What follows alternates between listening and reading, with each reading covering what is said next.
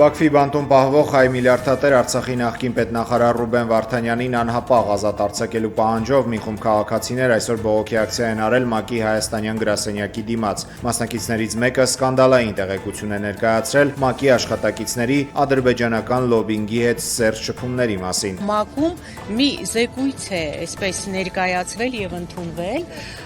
որով ՄԱԿ-ը փաստել է, որ դատավարությունները Բաքվում իրավաչափ են, հատկապես Ռուբեն Վարդանյանի նկատմամբ իրավաչափ են այդ զեկույցները։ Հետագայում պարզվել է իմ մասնավորի Օկամպոյի մասնակցությամբ ջանքերով պարզվել է, որ այդ աշխատանքային խմբի ղեկավարը կապ ունի ադրբեջանական կառույցների հետ եւ աշխատանքային խմբի ղեկավարը, որի անունն է Յաննա Յուտկիվսկա, նրա ամուսինը Ուկրաինայում գտնվող Սոկար ընկերության հետ կապ ունի եւ արմատներով ինքը ադրբեջանցի է, ճիշտ է, երկար ժամանակ ապրում է Ուկրաինայում, բայց արմատներով ադրբեջանցի է եւ այսինքն գործել է ի